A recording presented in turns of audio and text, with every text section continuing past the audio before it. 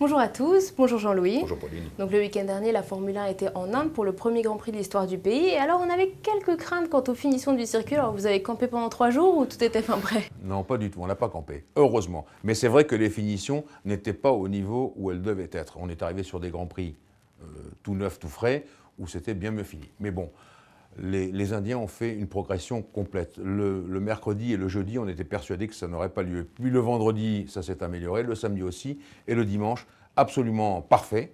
Il n'y avait rien à dire là-dessus. Le public était là, l'organisation aussi. Les Indiens ont très bien su prévenir les demandes des gens de la Formule 1.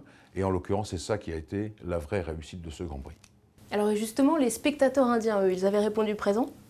Complètement, puisque là aussi, ça a été tout doucement. Hein. Le vendredi, il y avait peu de monde. On se dit, tiens, qu'est-ce qu'ils nous ont raconté, que c'était populaire et tout. Mais en réalité, toute la grande campagne de promotion qu'il y a eu, à la fois sur les ondes et la télévision indienne, mais aussi les grands affichages dans Delhi, des 4x3 avec les voitures, les pilotes et naturellement les pilotes indiens, Naren Karthikeyan et Karun Chandhok, tout ça fait son œuvre.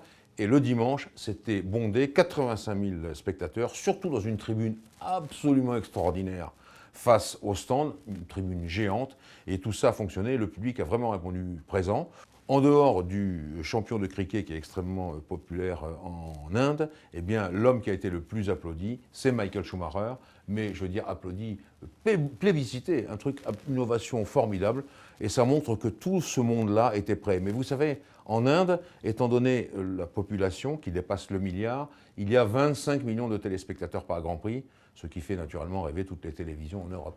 Alors bon, en plus, les spectateurs ont eu de la chance puisqu'ils ont eu une course magnifique de Sébastien Vettel qui a été en tête pendant 60 tours sur 60.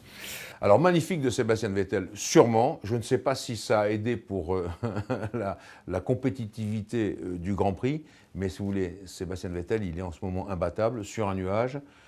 J'ai dit dans ces mêmes entretiens qu'il pouvait faire preuve de largesse vis-à-vis de Weber et peut-être lui laisser une ou deux victoires, mais il faut dire que Weber ne se place pas en condition de recevoir un cadeau, puisque là, c'est Button qui a pris le meilleur sur Weber, et donc, eh bien, il ne restait plus à Vettel que filer en tête ce qu'il a su faire, de bout en bout, et en faisant meilleur tour en course, naturellement, après la pole position à la victoire. C'est donc le hat-trick. Il a été absolument étourdissant, et il était particulièrement fier parce que c'était le premier Grand Prix en Inde, et que c'est toujours pareil, c'est un événement différent. Et là, pour ça, à la fois Red Bull, Renault, naturellement, et Vettel, ils étaient vraiment sur un nuage. Alors derrière Vettel, bon, il y avait, comme vous l'avez dit, Jenson Button, mais il y avait surtout l'homme en rouge, Fernando Alonso. Oui, Alonso, il a fait une course à l'Alonso, c'est-à-dire que malgré une voiture qui est moins bonne, et sur le circuit en Inde extrêmement sélectif, parce qu'on a pu voir que c'était un circuit très difficile, alliant les grandes courbes, les freinages durs, des enfilades, des longues lignes droites, eh bien Alonso restait Alonso, c'est vrai, il a arraché ça, je dirais, avec les dents, il a pris sa place, il ne s'est pas laissé faire. Button a été splendide comme d'habitude, il faut bien le rappeler. Je pense que si on doit du podium dire quelque chose, on dira à nouveau quelque chose de Vettel.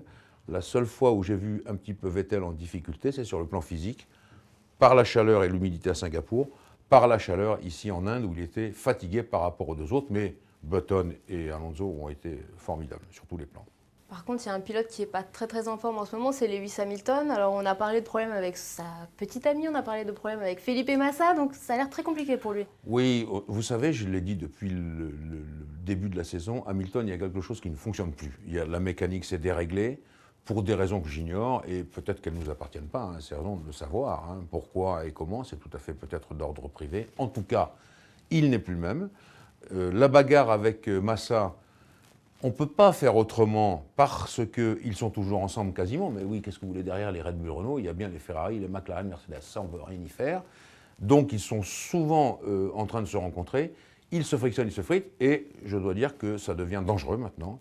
Je pense que la Fédération internationale, qui fait de sa campagne Make the Road Safe, rendez la route sûre, devrait penser à la F1, qui est un porte-drapeau formidable, devrait convoquer les deux hommes, je l'ai déjà dit ça sur ce blog, hein, il devrait convoquer les deux hommes pour leur dire, bon, calmez-vous d'une façon ou d'une autre, on ne peut pas supporter qu'à chaque Grand Prix, il y ait du carbone froissé, des suspensions cassées, ou des ailerons qui s'envolent. Donc il vaut mieux arrêter les frais avant que ça devienne un peu trop problématique.